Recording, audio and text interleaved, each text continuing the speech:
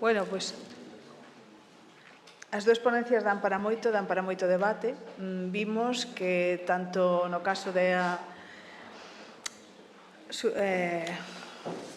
produción agraria, basicamente da suficiencia agroalimentaria, vimos que un dos obxectivos de desenvolvemento sostible, o 2, o obxectivo FAME 0, está moi lonxe de... Non vai ser posible, non? Olvidámonos dese, pero tamén, volvo a falar en castelán por eles, vale? Pero tamén nos tenemos que olvidar del objetivo número 15, conservación de la biodiversidade, non? Porque, entonces, ¿qué? Ya para partir. Entonces estamos aquí, ¿no? ¿Y entonces qué? Para los dos. ¿Entonces qué? Se habla mucho también, José María, y por eso nos apetecía... ¿Lo habéis oído? Sí, es una cuestión de tal. Vale, bueno, pues a ver, comienzo de nuevo. Bueno, pues en las dos ponencias, tanto de la mañana, las dos presentaciones de la mañana, nos han comentado pues qué lejos estamos hoy en día de los Objetivos de Desarrollo Sostenible 2 y 15 realmente, ¿no? Y curiosamente, por desgracia, cada vez estamos más lejos de llegar a dichos objetivos. El objetivo hambre cero para el 2030 vimos claramente, de acuerdo a las proyecciones que José María nos mostró, que realmente no está fuera de juego, no es un objetivo concreto ni racional en términos de seguridad alimentaria.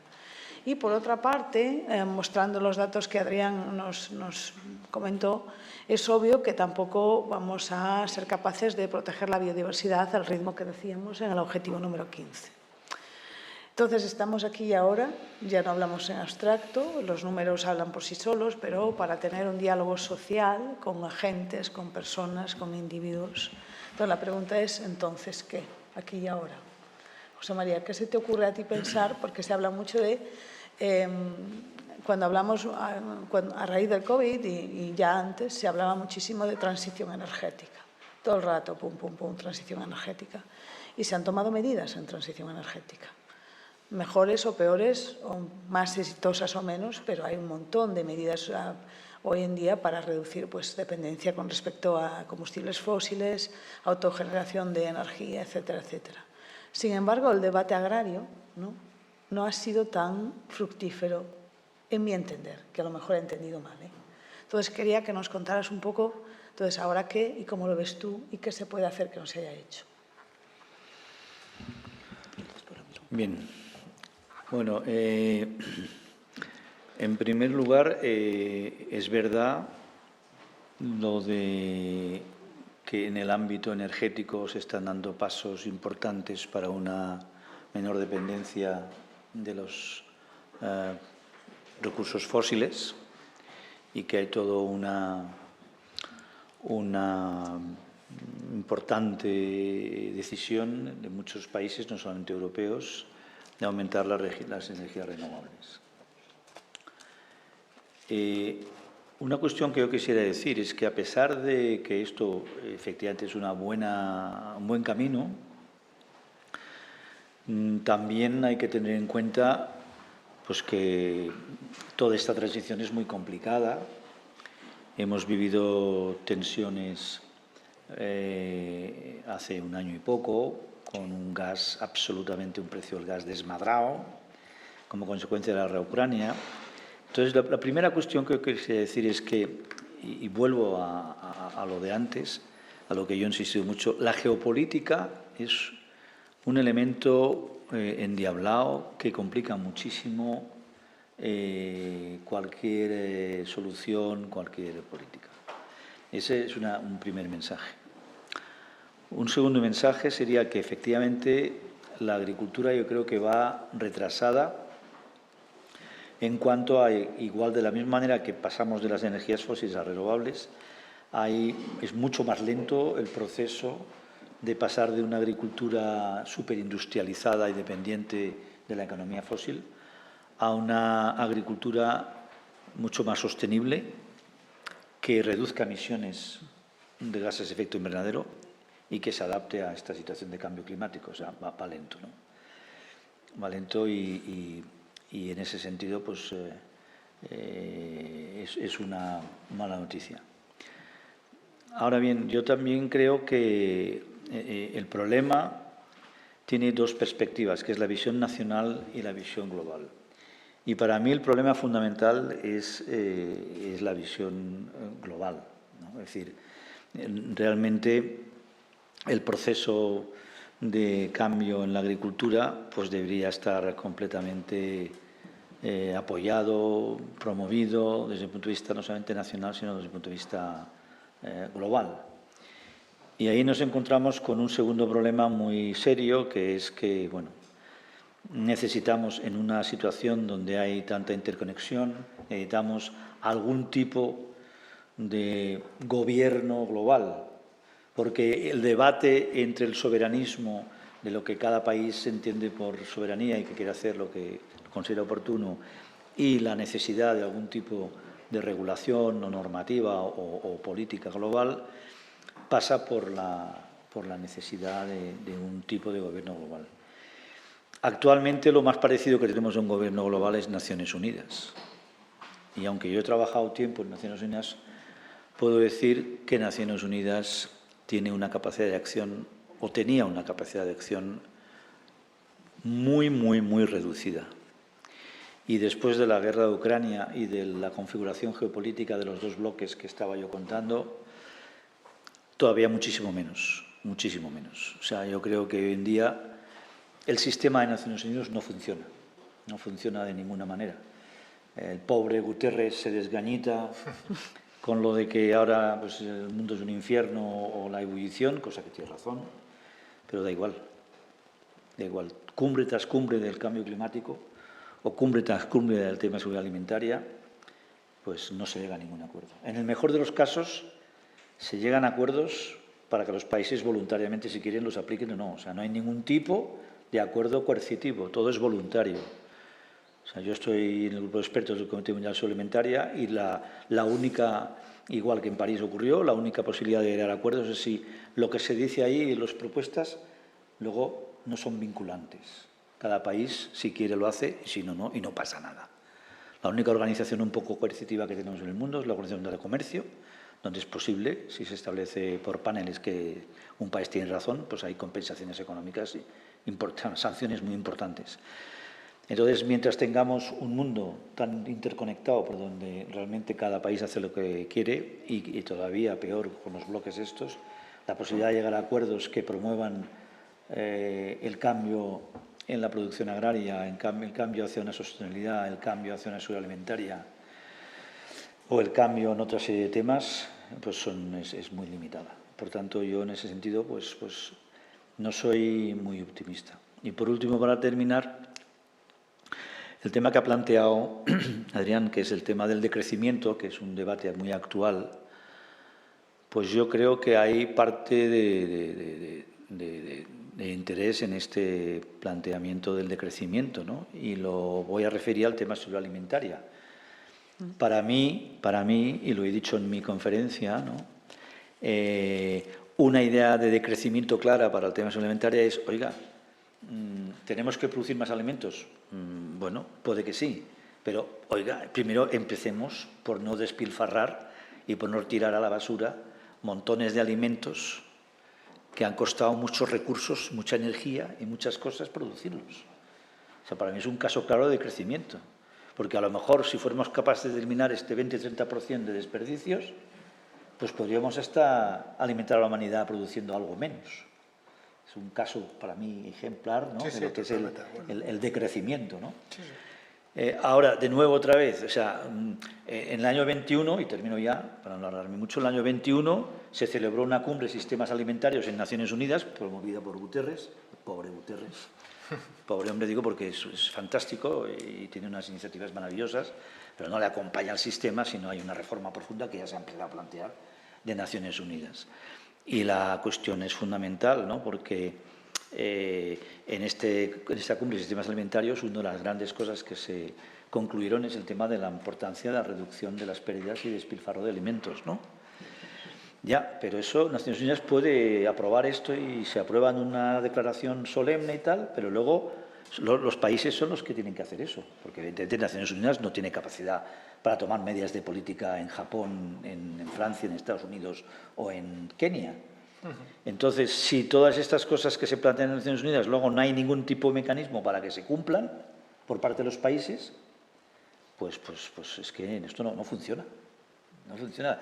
Y Naciones Unidas tiene, pues, desde el tema climático hasta el tema seguridad alimentaria, pasando por otras muchas cosas, o biodiversidad, no sé, convenios internacionales, y Naciones Unidas de alguna forma es el garante, pero su capacidad de acción y sobre todo de obligar a los países a hacer esas cosas es nulo. Y eso es un problema, y es muy grave. Totalmente. Adrián, ¿cómo lo ves desde la perspectiva que nos has comentado de biodiversidad? Bueno, en primer lugar, si estamos aquí es porque creemos que tenemos margen. Si no, pues estaríamos probablemente...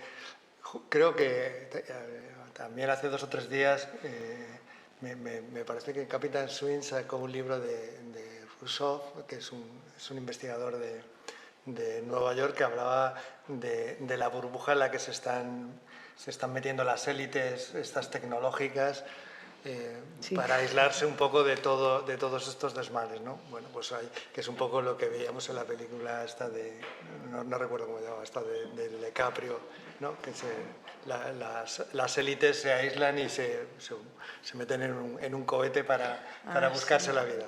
Bueno, no sé cómo se llama, ¿no? Sí. Da igual. O sea, es un balance complicado porque uno tiende a desanimarse y decir, pues si esto está ya todo perdido, pues a la mierda. Y por otro lado está pues un poco, sobre todo la gente más joven, un montón de gente que está empujando diciendo, oye, tenemos un problema, no queremos vivir en estas condiciones, queremos que esto se resuelva. Coincido totalmente con José María que la solución probablemente... la que nos va a permitir resolver el problema es una cuestión de gobernanza a muy alto nivel. Realmente, efectivamente, coincido contigo que lo que necesitamos es regulación y necesitamos normativas y necesitamos a alguien que no solo las ponga sobre la mesa, sino que sea capaz de decirle esto hay que cumplirlo. Entonces, en eso estoy completamente de acuerdo y el ejemplo que ponías tú de lo del Convenio de Montreal con el tema del ozono, pues es un ejemplo paradigmático de que, bueno, se puede hacer. Pero a mí me asusta bastante ver la polarización que estamos alcanzando con un tema que creo que debería de quedar al margen completamente de la polarización y el posicionamiento político e ideológico. Dices, Entiendo que cuando estamos hablando de muchas de estas cosas estamos hablando de cambiar el sistema de producción, el sistema económico que regula todas las leyes, pero objetivamente lo que tenemos encima de la mesa es tan potente que cuesta entender la violencia con la que a veces, Política. Sí, con la que se están tratando estos temas, ¿no? Y dices, jolín, pero si es que lo que está puesto sobre la mesa es el futuro de nuestros hijos, todos los que vienen detrás de nosotros, ¿no? Entonces, no sé, hay una pregunta allí. Sí. Bueno, yo acabo. Entonces, creo que la solución es de gobernanza, por supuesto, pero tampoco tenemos que olvidar que hay miles de cosas que se pueden hacer a nivel individual. Y eso implica información. Hay muchas cosas que muchos hacemos, y yo no me excluyo, que son dramáticas y tienen consecuencias dramáticas a nivel ambiental sin ser conscientes de lo que está pasando. Es decir, en el contexto de lo que estaba hablando José María, de temas de nutrición, o sea, cada 2 por 3 nos viene una bomba de un alimento, superalimento que es fantástico de la muerte y que te va a curar de todo, la quinoa, fenomenal. Puede que nutricionalmente sea cierto, yo no tengo ni idea, puede que lo sea.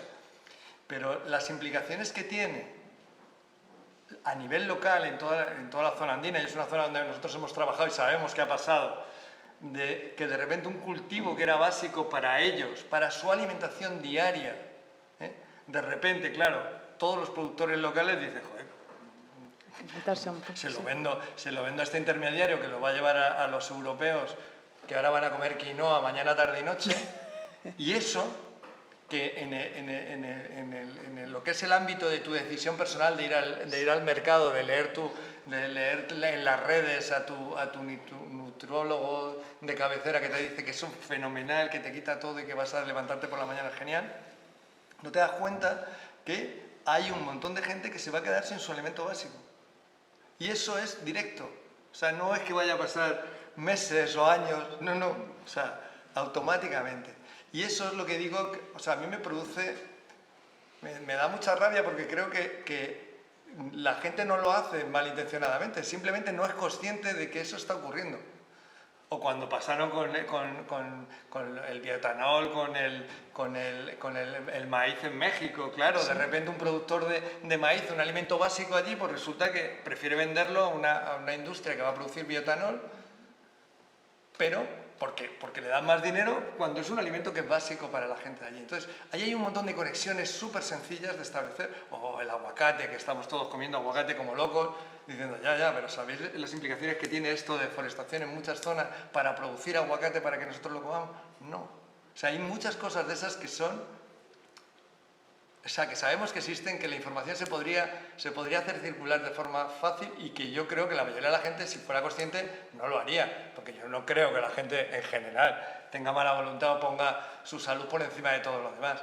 Entonces, hay tantas cosas pequeñas que con información y con que fuéramos capaces de transmitir bien desde la ciencia a la ciudadanía las cosas, se podrían resolver, que creo que hay mucho margen. Me alegra mucho ese positivismo y después, si quieres, lo retomamos con otras ideas y ahora tenemos ahí una pregunta, tenemos varias, así que damos ya paso. Sí, hay 3 o 4 ya, directos. Vamos entonces. A ver, a min me resulta un pouco difícil poder falar de os problemas de biodiversidade. ¿Pode levantar? Sí, se escoita. Ahora sí. Digo que me resulta un pouco complicado abordar a crisis da biodiversidade, os problemas da alimentación mundial, da falta de alimentación ou de alimentación equilibrada das persoas ou de fame, sin falar de cales son as reglas que funcionan na sociedade, que son reglas económicas, vale, que funcionan na sociedade. Ademais, me resulta materialmente imposible pensar, como por exemplo, nos precios dos alimentos hai un factor que é moi condicionante, que son os márgenes. E hoxe estamos vivindo aquí está habendo márgenes de determinados alimentos que non se justifican por problemas entre oferta e demanda, sino que se justifican porque se impoñen prezos do oligopolio, precios de control. Non? Entonces, claro, o problema cal é? A de biodiversidade, eu teño claro que hai un problema evidente de cambio climático, pero iso ten os responsables. E esa responsabilidade, na miña opinión, non é igual. É dicir, hai unha xerarquía de responsabilidade en todo isto. Non? Claro, a min falar de decrecemento, vale, sin explicar que eso en realidad é un bloque de medidas económicas concretas, eso automáticamente choca coas reglas económicas que funcionan neste momento. Pero que iso é así, é que é evidente. Aquel que pense, e me vai a perdonar a vehemencia, pero aquel que pense que o capitalismo é capaz de autorregularse de tal maneira que para manter a biodiversidade vai a renunciar aos seus obxectivos de ambición económica, eu creo que non vive neste mundo, está vivendo noutro sitio, sinceramente. Sinceramente, polo tanto, aquí o que hai detrás é un debate de política económica. E o debate de política económica, ao final, na maioría dos casos, a quen interpela? Non interpela aos que realmente toman as decisións, nos interpela aos ciudadanos, porque temos malos hábitos de consumo, porque desperdiciamos de maneira inadecuada. E os ciudadanos, nas democracias liberais, non temos o poder real, temos o poder formal. E, polo tanto, non somos capaces de poder tomar decisións que realmente nos afecten a nosos hábitos de vida e que señan trascendentes desde o punto de vista global, que señan trascendentes. E iso é algo evidente, non? Por eso, e xa remato, e por eso digo que, claro, hai que falar das causas, non solamente centrarse nos efectos. O debate de fondo que hai aquí é cales son as causas que producen eso. Eso é o que eu creo, non? O sea, bueno, yo creo que José María y yo vamos a estar de acuerdo. O sea, claro que ese es el debate de fondo. El problema es que tenemos una urgencia y tenemos que resolver.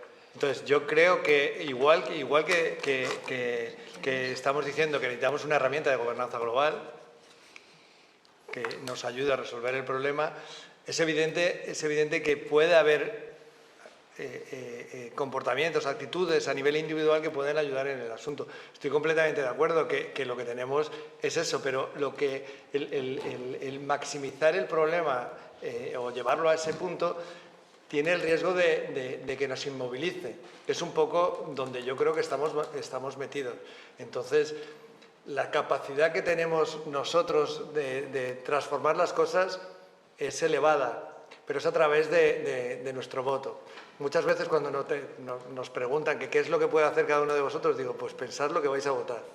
Ya está, así de sencillo.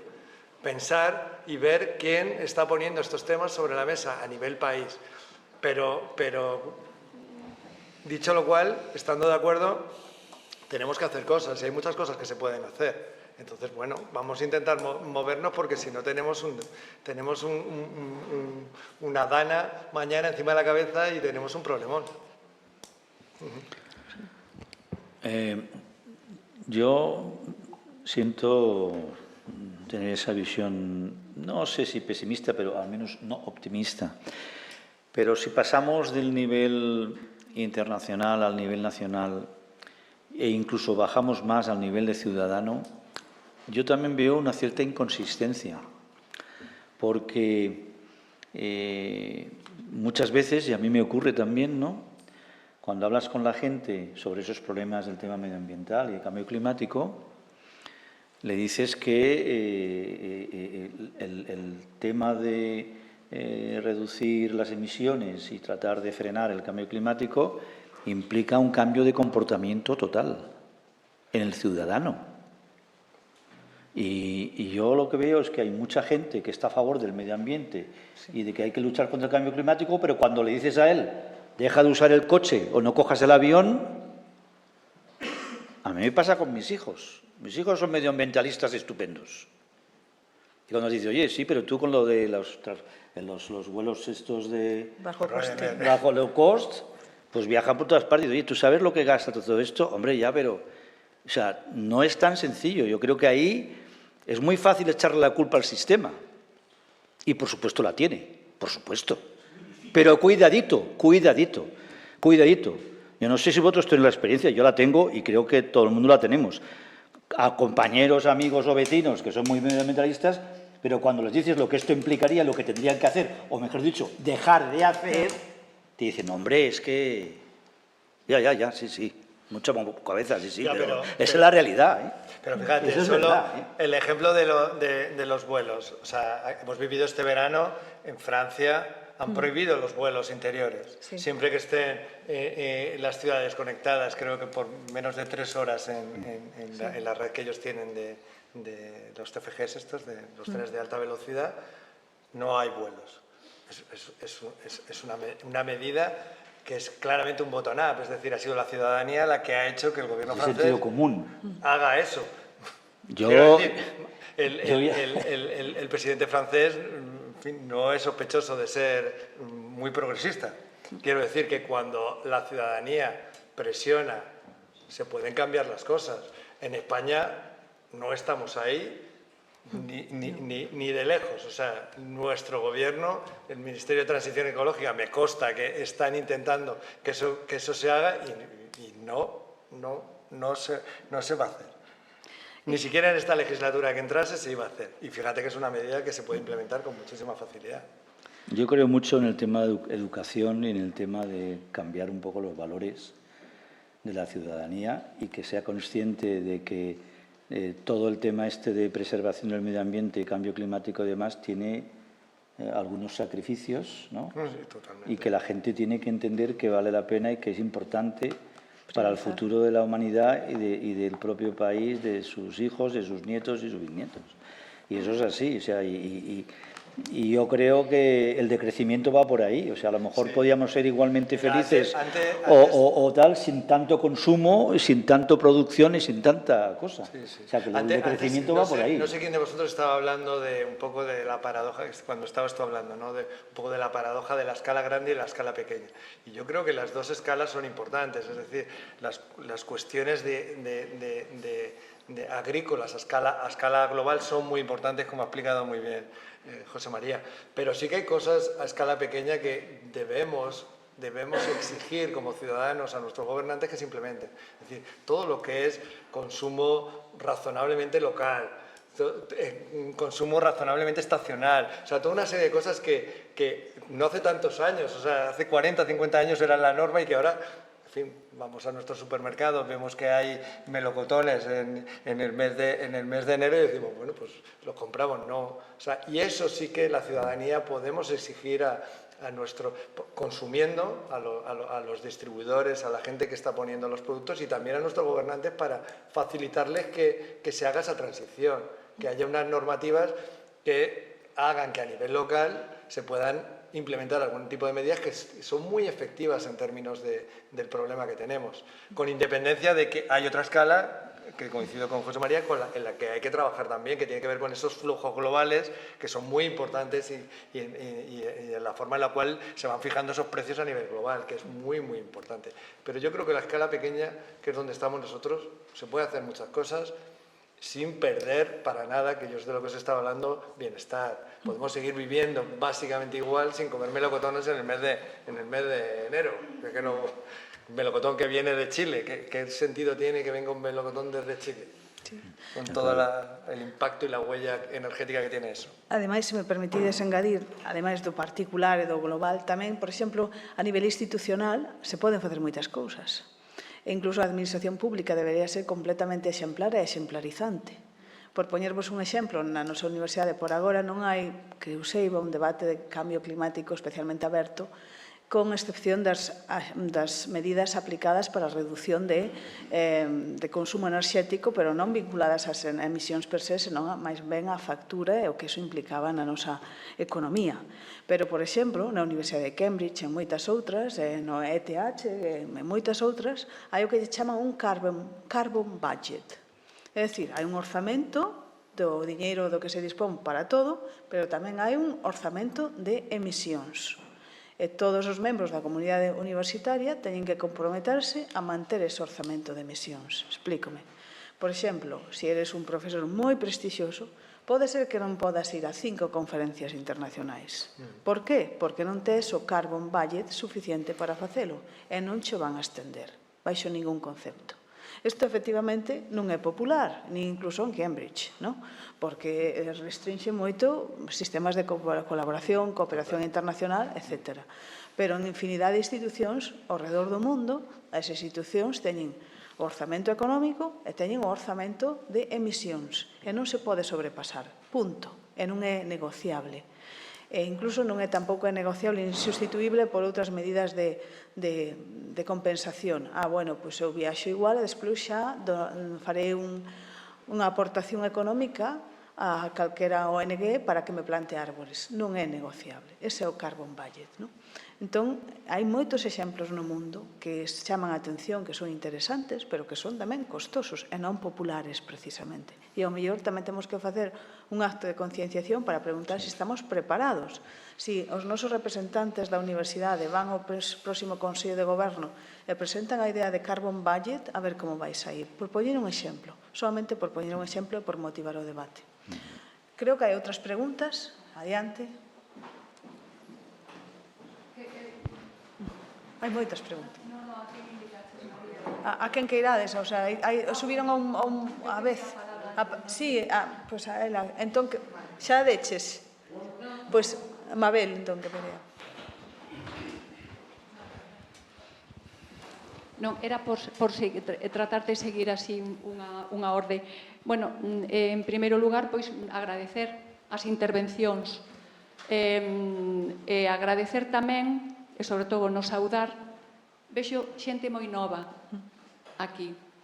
Paréceme fundamental, porque estamos falando de posibles solucións para as que nós mesmas nos estamos confesando incapaces de tomar determinadas decisións ou de plantexar determinadas vías de solución que poidan incidir neses políticos aos que lles vamos votar e que nos van a volver a traicionar. Van seguir indo a cumes, a foros, seguirán tomando decisións que ou ben incumprirán ou se repartirán entre eles, se comprarán e venderán as cotas de emisións que o que teñen que facer é reducir, é dicir, incumprirán constantemente os propios acordos que eles mesmos van tomando e aos que eles parece que son que non teñen capacidade de chegar a outro tipo de resolucións. Tema cambio climático. Cantos anos hai que levamos escoitando falar de?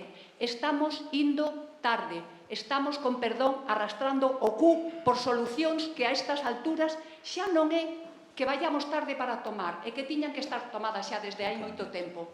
Pregúntome, estes señores, de que falan? O sea, que é o que os motiva a despois ter o morro de saír públicamente a dicir que non podemos alcanzar un acordo, etcétera, etcétera. É sempre por cuestións de tipo absolutamente económica. Por cuestións de índole económica. Paréceme demencial que cada vez, ademais, se estean tomando resolucións despois aínda por enriba para non cumprilas, a quilómetros e quilómetros e quilómetros de distancia dos lugares onde o mellor se está producindo o problema. Antes dicía, por exemplo, José María, na súa intervención, o problema este con India. É dicir, os países deixan de ser soberanos. En ese sentido, xa non é simplemente que poidamos falar de seguridade. O tema da soberanía segue sendo necesario. Porque hai cousas que non... É dicir, un país ten que renunciar obrigatoriamente por motivacións de acordos que se foron tomando, ou sea, por non deixar desabastecidos aos países do outro lado do mundo, e ten que deixar de alimentar aos seus propios cidadáns. E que me parecen, parecenme cuestións realmente moi complicadas de resolver, e, sobre todo, cando hai unha desinformación tan enorme e cando hai resolucións que se toman, acordos que se toman, que nos influen na nosa vida de todos os días e que a cidadanía descoñece absolutamente. E a isto me refiro tamén a esta xente nova que ao mellor debían de exixir, eu tamén xa o fago, pois, por exemplo, a un foro como é a Televisión de Galicia, como é a nosa televisión autonómica, na que non se fala, non hai un debate. Desapareceu o tempo de reflexión, de comunicación, de transmisión. É dicir, desapareceu o que é o obxectivo fundamental dun ente público. Estas cousas non se recollen na televisión pública. O Consello da Cultura Galega, a onde vai trascender isto? É dicir, estamos falando dunha serie de cousas, deberíase comunicar, ou sea, tomar estas as resolucións que aquí se tomen, ou polo menos as reflexións que aquí se fagan, pois dirixilas ao seu lugar correspondente, que creo que é a presidencia da Xunta de Galicia. É dicir, hai tantas e tantísimas cousas. Hai cousas nas que nós mesmas podemos incidir aquí. Por exemplo, no tema de outro tipo de incumprimentos que non se toman no foro de Davos ou no cume do clima, non, senón aquí, por exemplo, que pasa cos eucaliptos e que pasa cunha serie de cousas, que pasa coas eólicas.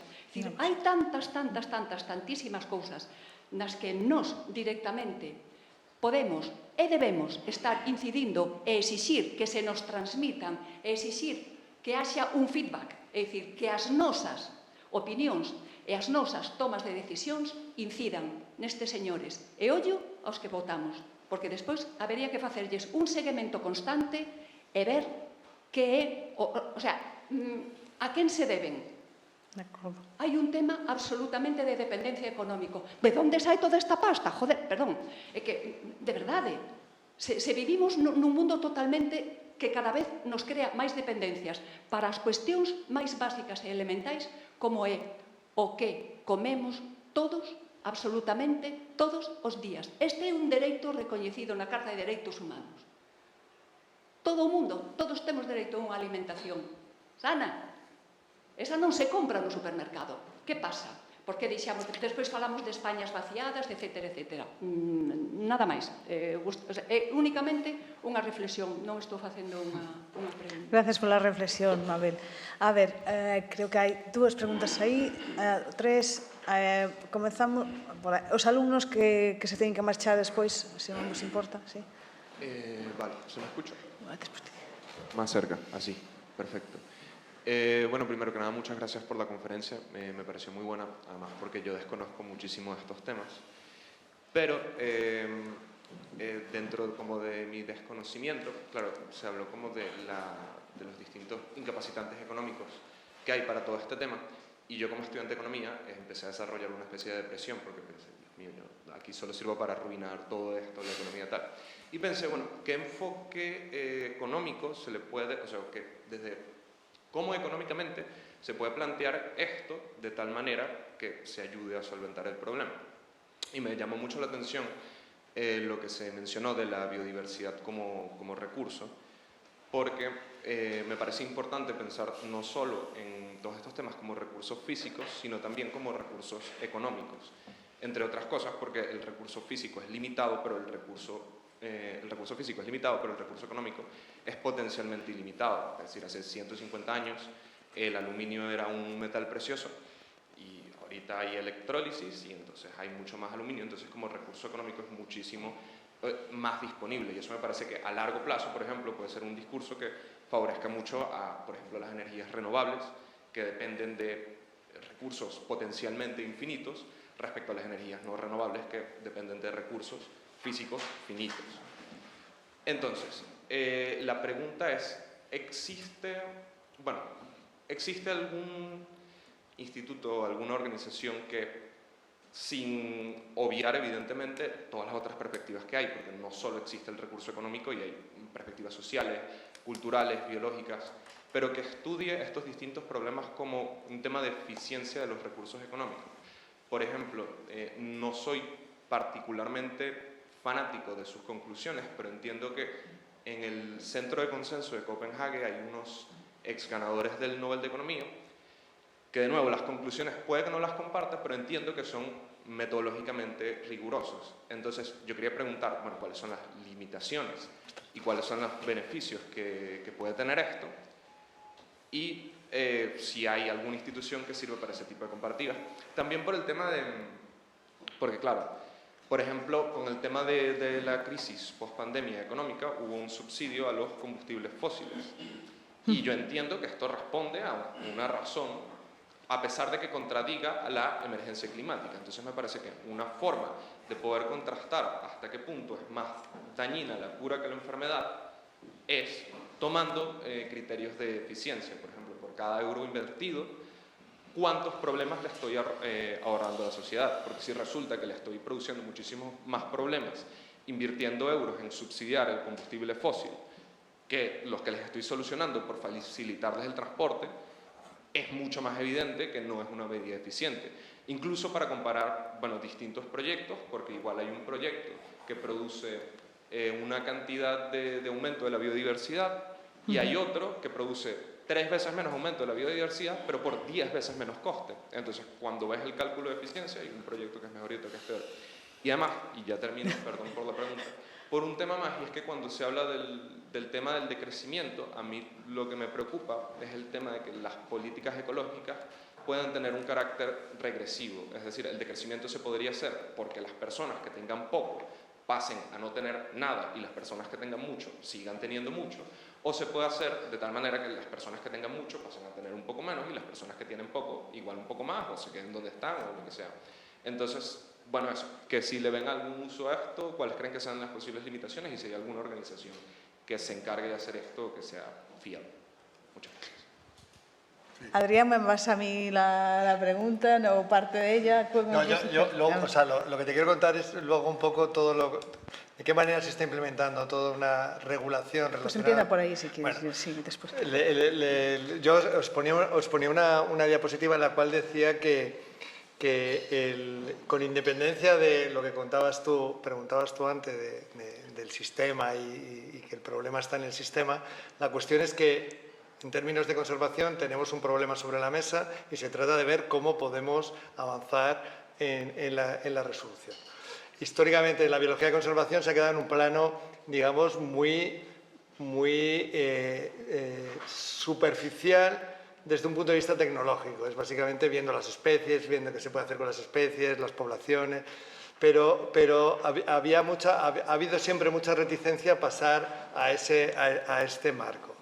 La implementación, por ejemplo, en España, que nosotros hemos participado en un reglamento que no se ha publicado porque el Ministerio no ha tenido a bien sacarlo, se planteó la posibilidad de utilizar como una herramienta de conservación los bancos de conservación de hábitats.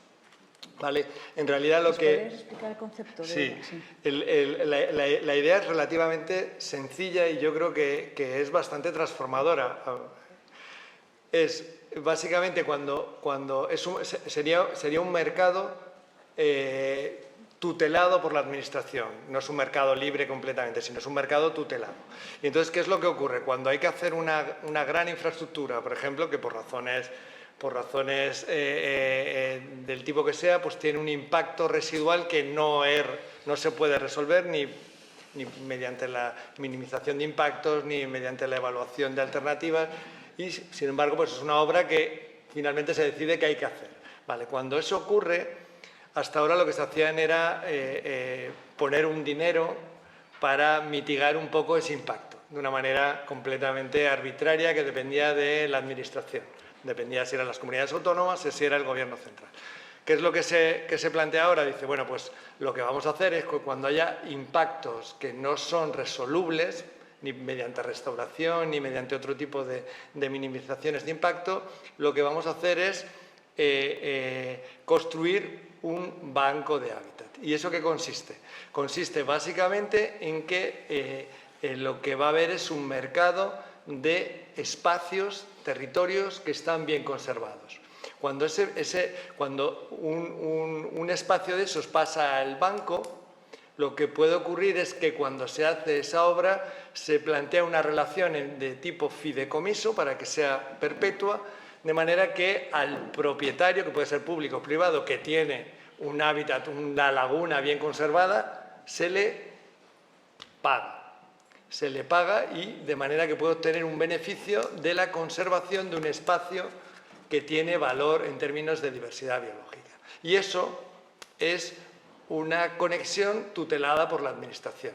Es decir, lo paga el promotor, imagínate un ferrovial o cualquiera de estos que está haciendo una gran autopista y que tiene un impacto que eso tal, y el beneficio lo lleva un particular o puede ser un ayuntamiento o quien sea el dueño de ese espacio, y es la Administración, en este caso el Ministerio de Transición Ecológica, el que da el visto bueno a esa transición, en el marco de un fideicomiso para que eso no se pueda revertir.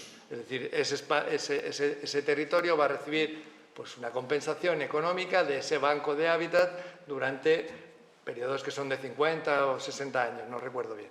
Pero es utilizar herramientas del mercado bastante duras para garantizar la conservación de espacios que son ricos en biodiversidad y que hasta ahora no hay ninguna manera de compensar a esos propietarios.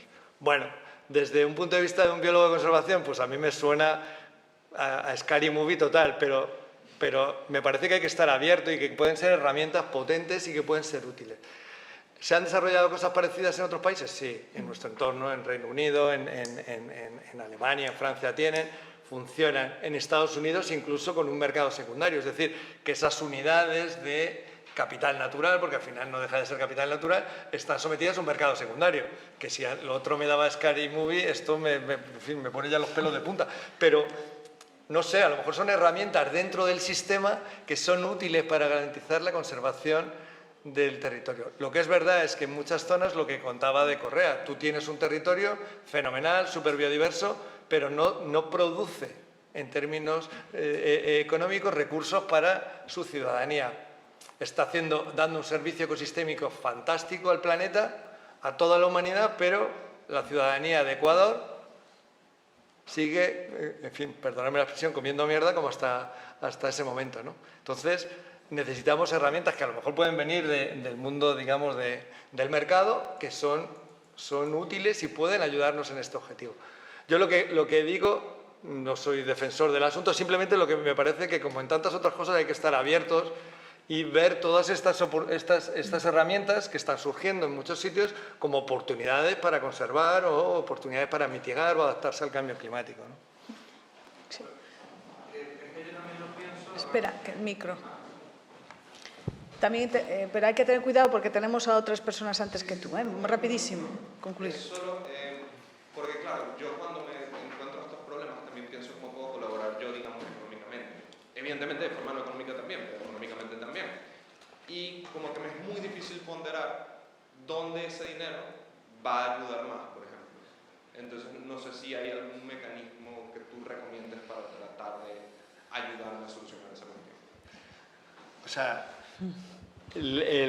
es curiosa la pregunta, me llama la atención porque estamos viviendo ahora mismo una emergencia de empresas sin ánimo de lucro a nivel global, que básicamente lo que hacen es poner en contacto a gente que tiene espacios o territorios que quiere restaurar con particulares o bien con empresas que están dispuestas en el marco de su acción climática, en el marco de su acción en términos de conservación de biodiversidad, están dispuestas a poner dinero, ¿no? Y hay, pues, Tridon, Earth Global, o sea, hay un montón de empresas que están intentando hacer de intermediarios, sobre todo entre las zonas tropicales y empresas o particulares en los países mal llamados desarrollados, ¿no?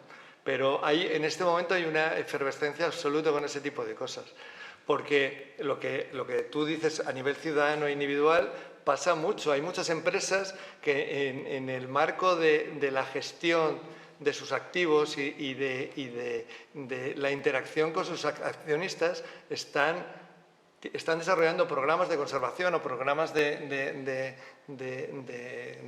mitigación o adaptación al cambio muy potentes, y no les es fácil encontrar activos o proyectos donde meter sus inversiones. Entonces, ahora mismo en Europa y en Estados Unidos hay muchísimas empresas sin ánimo de lucro o de este tipo que están intentando establecer o ayudar a establecer esas conexiones. No es fácil. Entre el dinero que puede necesitar un proyecto de restauración en lo que se ha quemado en la Sierra de la Culebra, en Zamora, y una gran corporación que quiere poner dinero.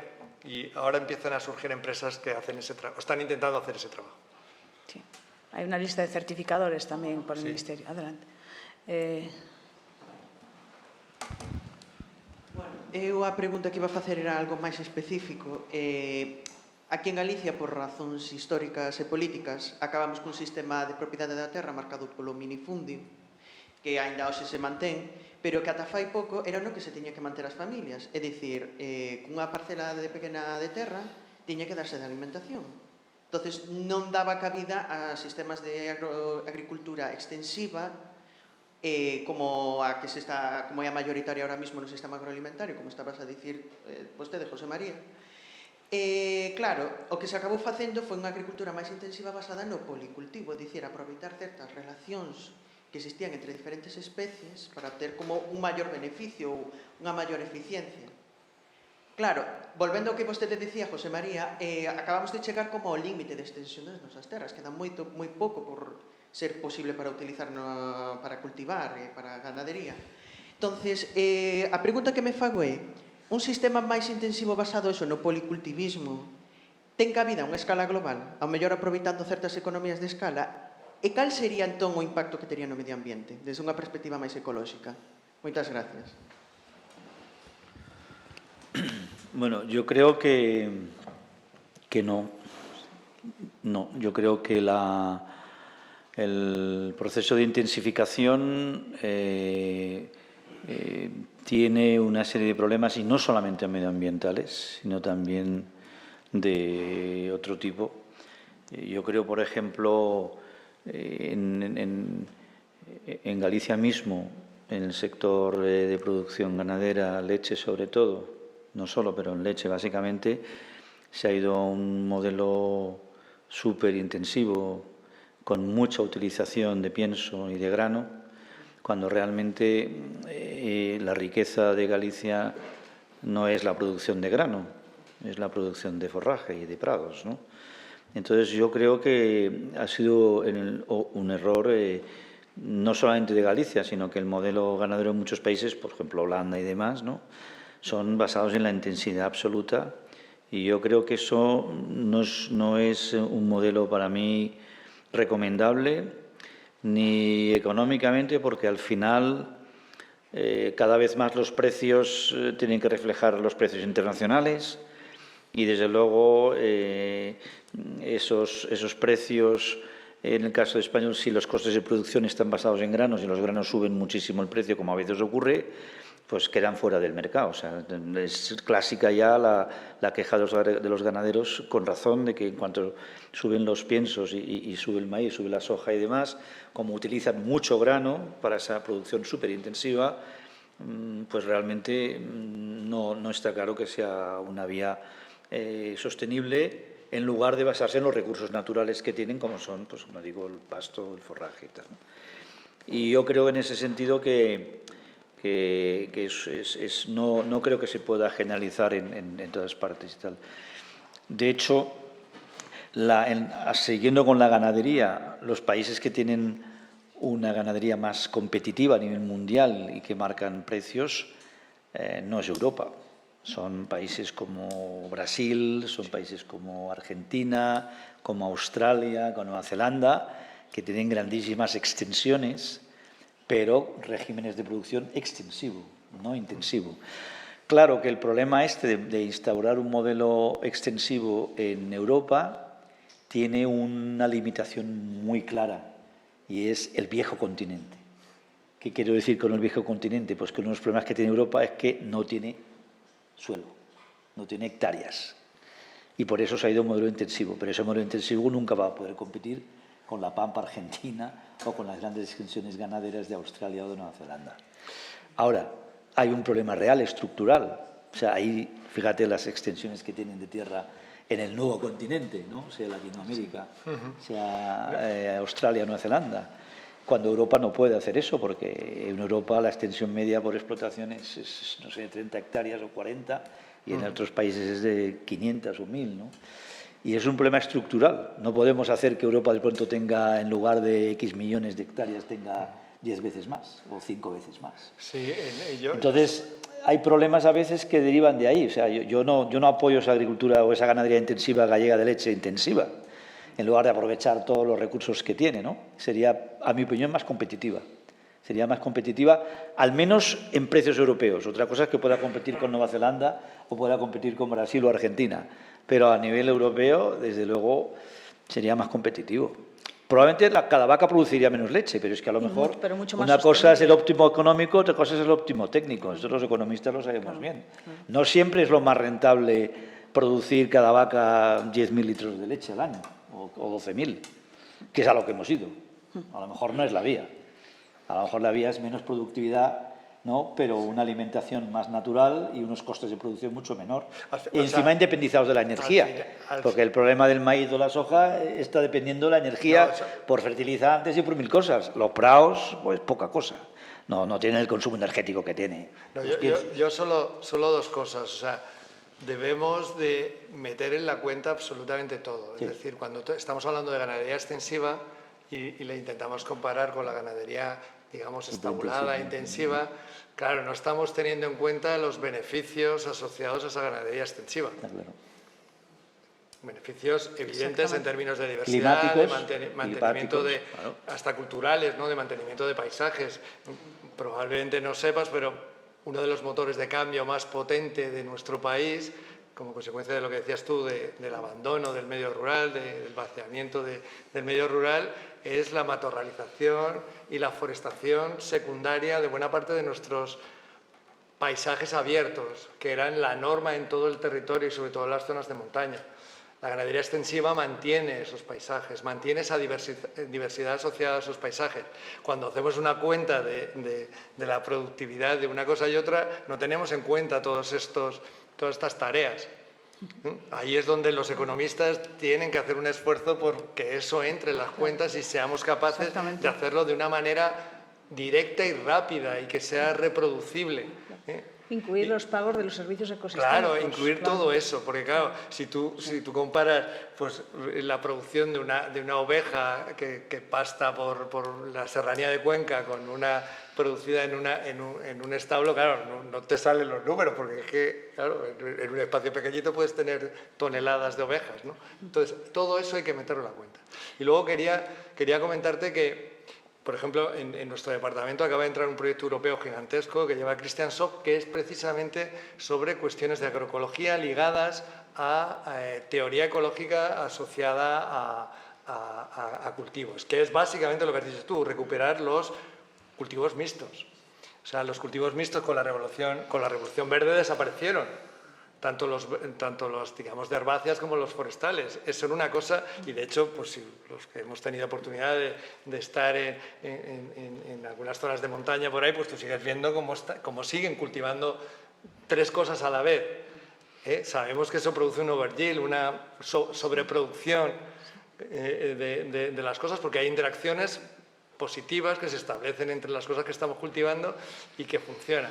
Es verdad que la agricultura, digamos, industrializada, hace tiempo que renunció a eso, pero hay un movimiento potente a nivel individual y también en el marco académico. Hay mucha gente que estudia y trabaja en eso. Y te lo digo porque justo, vamos, este año entra un proyecto que es de eso, de cultivos mixtos, precisamente a nivel de toda Europa, para implementar e intentar ver cómo se puede, pues lo que se ve en los experimentos, pues a ver si se puede desarrollar a escalas grandes, que es importante. Este comentario que hace Adrián sobre el pago de los servicios ecosistémicos, de incluir, pues, por ejemplo, el hecho, considerar, ¿no?, de que un agricultor que mantenga las tierras limpias, no solo para él, sino también para todos los demás, un agricultor que sea capaz, José María, de mantener, pues, sus animales fuera y que a la vez, pues, bueno, esos animales también controlen un poco el matorral, eviten, por tanto, la propagación de incendios, etcétera. ¿No están ya contemplados o posiblemente contemplados en la nueva política agraria común europea? Están contemplados, sí, por supuesto. Yo creo que una de las, aunque yo soy en general muy crítico con la política agraria comunitaria, porque hasta hace poco ha favorecido un modelo muy intensivo, pero es cierto que la última reforma de la política agraria común ha incorporado la idea de los ecoesquemas, que es que una parte de las ayudas de la política agraria se tienen que vincular a beneficios ambientales. Y además beneficios ambientales no genéricos, de que la agricultura es buena para el medio ambiente, no. Hay 6 o 7 cuestiones, que es pastos extensivos, balance de nutrientes para evitar exceso de nitrógeno que luego va a contaminar acuíferos o ríos, tal, ¿no? O sea, creo que sí se está avanzando bastante en este tema. Pero también vuelvo a decir que yo creo que hay veces que la propia política agraria y los poderes públicos, en algunos casos, van más lejos que la propia sociedad, ¿no? O sea, la Unión Europea yo creo que es evidentemente una de las áreas del mundo donde la cuestión ambiental y el tema del clima ha sido más importante. De hecho, recientemente, el año pasado, se ha aprobado la estrategia del campo a la mesa y la estrategia de biodiversidad, que son 2 estrategias muy potentes. Ahora bien, hay un rechazo por parte de organizaciones agrarias de esas estrategias tremendas. La estrategia, por ejemplo, de la parcela a la mesa, pues implica reducir el uso de fitosanitarios, reducir el uso de pesticidas, de herbicidas, aumentar la proporción de agricultura ecológica, la superficie de agricultura ecológica, y yo creo que es un paso muy importante. Pero el mayor rechazo que está habiendo a estas estrategias es de las propias organizaciones agrarias. Hay un malestar en las organizaciones agrarias en contra de estas estrategias que ha aprobado dentro de la Europa Verde la Unión Europea y que es increíble. O sea, que es que los poderes públicos son como más progresistas en ese sistema que los propios agricultores, o al menos no individualmente, pero de sus organizaciones agrarias. De sus organizaciones agrarias. Pero es más, es que hay fenómenos incluso increíbles. Es que recientemente en Holanda ha surgido un partido agrario que ha entrado en la escena política cuyo principal elemento y programa es ir en contra de todos esos temas medioambientales en la agricultura, y en las elecciones municipales de hace un año y medio fue el segundo partido político. Y ahora se ha creado otro en Bélgica, es decir, que ahora está surgiendo unos partidos agrarios fruto de este malestar de que se les exige todo este tema ambiental y no están de acuerdo. Hombre, ellos lo que dicen es una cosa que no está mal, ¿no? Tienen razón ahí. Es decir, vamos a ver, nosotros podemos aceptar las restricciones que se nos imponen en la agricultura por tema medioambiental o cambio climático siempre que eso se exija en todas las partes del mundo. Porque si no, hay unos agricultores en Europa que tienen que someterse a restricciones por el tema clima o medio ambiente y los agricultores de otros países del mundo no. Y de nuevo acabamos en el tema de la gobernanza global, otra vez. Yo, claro, como he estado muchos años en Naciones Unidas, pues tengo esa idea clara, pero es que es verdad. Y en el fondo los agricultores europeos, resistiéndose a estas medidas ambientales y protestando y tal, ¿no? Hombre, pues puedes decir que es falta de conciencia ambiental y tal, pero hay un punto de razón. Dice, oiga, usted me exige esto a mí, luego yo tengo que competir con el cereal que venga de Argentina y los agricultores argentinos no tienen que cumplir ningún tipo ambiental, nada. Esto, entonces, es un problema complicado. Pero no cabe duda que esto, los pagos por los ecosistémicos está traducido en lo que se llaman los ecoesquemas, que es pagar al agricultor por las hectáreas que haga una serie de cosas que está claro que tienen un impacto ambiental positivo o de cambio climático en el sentido de reducción de emisiones. Perfecto, gracias. Rapidito, aí. Sí, tamén por aquí. A ver se Moitas grazas polas dúas intervencións que dan para pensar moito, e como eu vou a intervir pola tarde vou a ser moi breve, aparte de que queremos alimentarnos.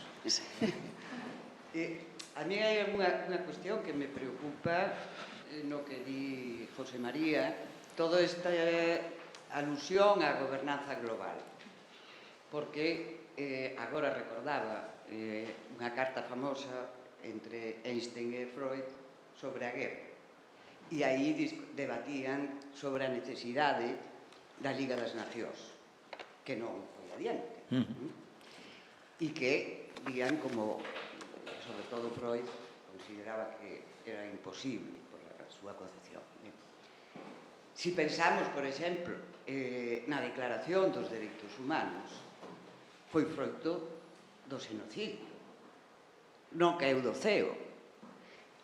Con isto onde quero chegar? E que non vai a vir dun goberno global, porque iso é, vamos, como e ante quen dá conta un goberno global. É un leviatán, como que imaginou Hobbes. En filosofía política temos moitos exemplos de intentos de que o que hai para solucionar é un goberno global. Variantes máis cosmopolitas, pero en definitiva é a unificación do poder. Entón, a mí o que me preocupa con ese discurso é que estamos deixando de lado aquelo de onde veñen os cambios. E estamos deixando de ver o que se está a facer. É dicir, non podemos botar as culpas aos agricultores. Se pensamos en Galicia, pensamos na concentración parcelaria, nas reformas agrarias que se fixeron, na política do leite europea, e deixamos de lado outras experiencias que non se ven. E que, de alguna maneira, se vai haber cambios, non nos vamos a poder facer de arriba para abaixo. Os cambios sempre son de abaixo para arriba. E se son de abaixo para arriba, a nosa responsabilidade como académicos, como cidadáns, como persoas, é que eso se desea e que falen os seus protagonistas. E aquí, non me vou a demorar máis, porque pola tarde expresarei o que teño que decir, é curioso que estamos falando de alimentos, estamos falando de agricultura ecolóxica, estamos falando de protagonistas, e hasta onde eu sei, as mulleres en este mundo son as que alimentaron, as que cociñan, as que se abrazan os árbores en Asia, en India e as que fan o cinturón verde. Entón, o protagonismo o teñen nunha grande cantidade as mulleres, cas sementes, ca recuperación de flores, con toda unha serie de elementos. Que pasa? Que non se valoran. Si levamos o discurso a quen contamina paga, a que se monetarice, isto é un mundo de tolos. Eu non son ecoansiosa, o sea, non me produce ninguna ecoansiedade. Bueno. Pero creo que temos que ver que responsabilidade ten a FAO, que proxectos ten para visibilizar. A mí me gusta decir escoitar, máis que visibilizar. Un minuto, María José. E, con respecto, e o exemplo está claro, ao que ti poñías de Correa, en Ecuador, por que Correa se arroga poder vender ou que lle paguen por eso? Porque aí os movimentos indígenas e particularmente as mulleres que cos seus corpos arriscaron a súa vida e se enfrentaron ás petroleiras. Non se coñece. E Correa tivo que achantar co Yasumini precisamente porque houve un grupúsculo pequeno de 1000 habitantes que Sarayaku, que levou a cousa á Corte Internacional. E estamos falando non de unha gran comunidade indígena, sino de 1000. Tomamos nota. Ben, creo que son exemplos e creo que temos que invertir a mirada e escoitar o que está pasando. E que non é un problema de estilo de vida, é un problema de forma de vida, que é distinto. Bueno, moitas gracias, María Xosé.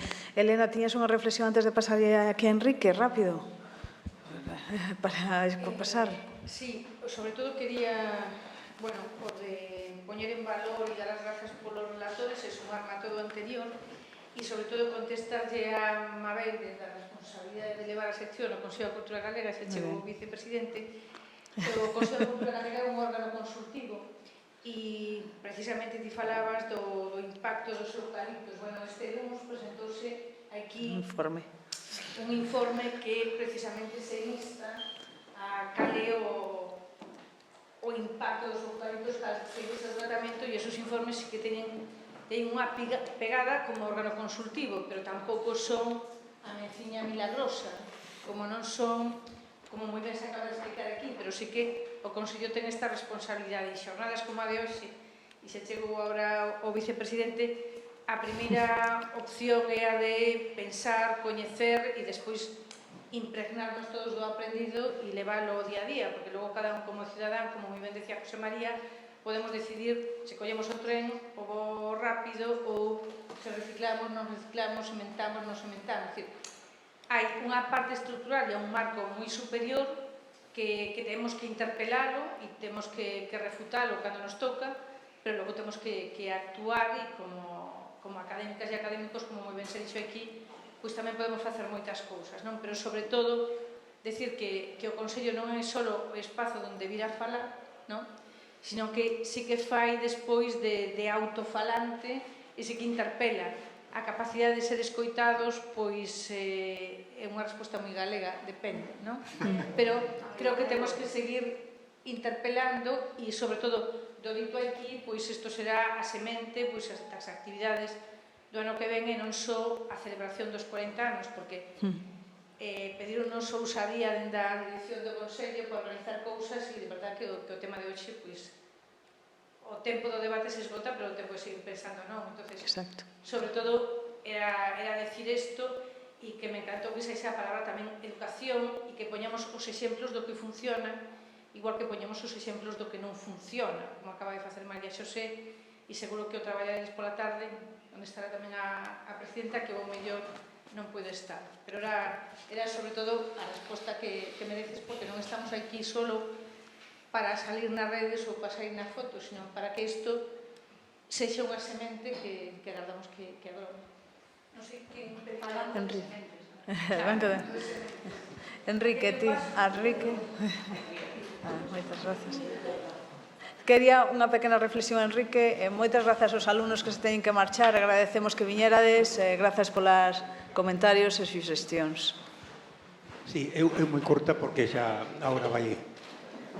Eu teño clarísimo que algo que é incuestionable é a biodiversidade. Para min a biodiversidade é a vida. Se non hai biodiversidade, se acaba a vida. Entón, como casamos a biodiversidade, por exemplo, con esa xuntanza dos conselleiros da Agricultura da Unión Europea para potenciar a xenética? Para potenciarlas. Sí, a transformación xenética dos vegetais. Como afecta eso, sobre todo, a esa biodiversidade oculta que é a microflora e a microfauna, que son responsables de descompoñer a materia orgánica, mineralizarla, poñer a disposición das plantas. Como casamos eso con agroquímica, con esta evolución xenética? Como se casa? Eso vai afectar directamente a biodiversidade. Bueno, yo creo que el espíritu, yo no voy a, en fin, no soy de la Unión Europea ni mucho menos, pero yo creo que por lo que uno ve de los esfuerzos que se están haciendo con las modificaciones de la política agraria común y lo que uno ve, precisamente el esfuerzo va en relación con meter la biodiversidad como un elemento clave en el marco de la producción agrícola. Yo creo que conceptos como agricultura regenerativa o agroecología están en la mesa de forma permanente. Es verdad lo que decía José María, es decir, una cosa es la voluntad política y los dineros que se están metiendo para intentar pues hacer competitivo la producción en ese marco frente pues a la llegada de productos semejantes que vienen desde fuera sin cerrar las fronteras, ¿no? Entonces ahí hay un balance que es complicado y que, vamos, el análisis que ha hecho José María de por qué están surgiendo tantos movimientos de agricultores o agricultores y ganaderos tan aparentemente reaccionarios tiene que ver un poco con eso, ¿no? Porque la percepción que uno puede tener desde fuera es que es gente que dice, joder, no tienen amor a su profesión, no tienen amor a su trabajo, ¿no? No, yo creo que no es tan simple. Yo creo que la voluntad está clara, lo que pasa que como todo lo que estamos viendo hasta ahora, pues es muy complejo, porque como están ocurriendo cosas a niveles muy diferentes, desde ese microparcelita en el suelo que están ocurriendo los procesos que acabas de describir también, a lo que ocurre a nivel de gobernanza global y de cómo se generan los precios a nivel global, sobre la falta de limitaciones para que llegue un producto que no tiene ningún arancel o tiene muy pocos aranceles para que venga desde Sudáfrica y lo vendamos aquí. Todo eso, y además es que nosotros entramos en las mismas contradicciones, es decir, joder, el otro día estaba en una reunión en la cual estábamos hablando de los problemas que pasan en Marruecos. En fin, los que amamos a nuestros vecinos del sur, pues, en fin, nos ha dolido mucho lo que ha pasado. Y claro, pese a todo, buena parte del desarrollo económico, que no se está repartiendo bien, que es horroroso, en fin, todo lo que tú quieras, en Marruecos tiene que ver con producción agrícola que viene fundamentalmente a Europa. No nos engañemos. Entonces, por un lado nosotros dices, bueno, como ciudadano europeo, digo, pues qué bien que esta gente mejore un poco sus estándares, o que sea, aunque no llegue a todos los sitios y tal, en fin, mejor, ¿no? Y cada vez que vas y ves un poquito a la gente que está un poquito mejor, pues dices, bueno, pues estupendo. Pero por otro lado te vas a una reunión y te empiezan, pues eso, los productores locales a decir, claro, es que los tomates de Marruecos, los que vienen de allí, no sé qué. Y dices, pues sí, también tienes razón, si esto es como las madres, pues a todos nos da que sí, pues sí, la verdad es que tienes razón. ¿Cómo resolver esas paradojas? Eso no es nada sencillo. O sea, que entiendo lo que quieres decir, pero yo creo, y en mi marco de optimismo a lo mejor enfermizo, pues yo creo que hay que dar margen a que las cosas se vayan moviendo y que no podemos pedir cambios radicales porque la gente no los puede hacer. O sea, si un agricultor holandés tiene que cambiar y no le parece que le estén compensando, pues yo entiendo que se ponga a protestar y a decir que no le gusta y ya está. Entonces, bueno, yo creo que la voluntad política está clara hacia dónde quiere ir la Europa, pero hay muchas dificultades. Que me están pedindo cortar. Eso sí. Me están pedindo cortar e temos outra persoa aquí que quería tamén intervir. Podemos despois para a tarde? Sería posible?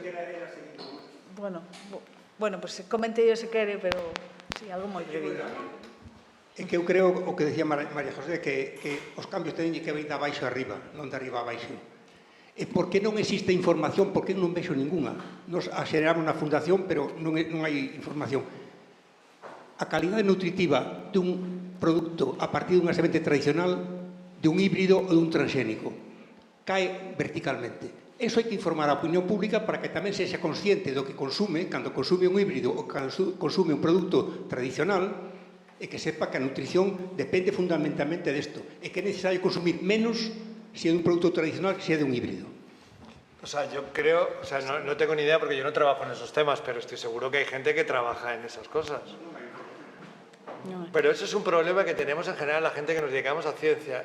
La conexión entre lo que hacemos en el ámbito académico y la sociedad es un desastre. Ten 30 O sea, segundos. yo no tengo ni idea porque no trabajo en eso, pero estoy seguro que habrá gente que trabaja en eso. Seguro.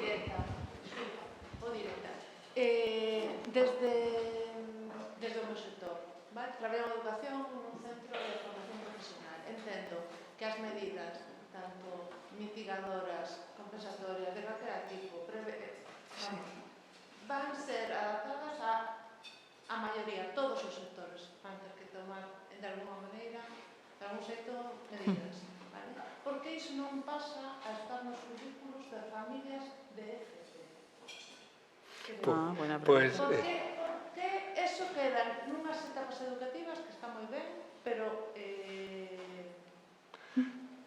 o sea, es que, en fin,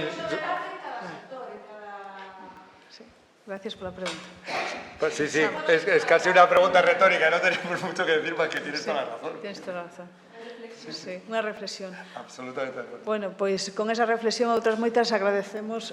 Queres concluir? 20 segundos. 20 segundos, venga. concluye entonces. El tema este de abajo, arriba, arriba, abajo, yo que he trabajado mucho en desarrollo rural territorial, donde se planteaba abajo, arriba siempre y tal, y es verdad, mi experiencia es que todo se necesita. Se necesita de arriba a abajo y abajo a arriba. Abajo arriba fundamental, desde abajo hasta arriba. Pero si lo de abajo arriba lo ayudas con unas políticas de arriba abajo que sean sensatas y que sean buenas políticas, mucho mejor. Pongo un ejemplo. De abajo arriba para promover la agricultura ecológica. Fantástico. Pero si la Comisión Europea aprueba un reglamento para ayudar económicamente al que transforma la agricultura química en una agricultura ecológica, mucho mejor. Así que abajo arriba y arriba abajo. Moitas gracias. Aplausos.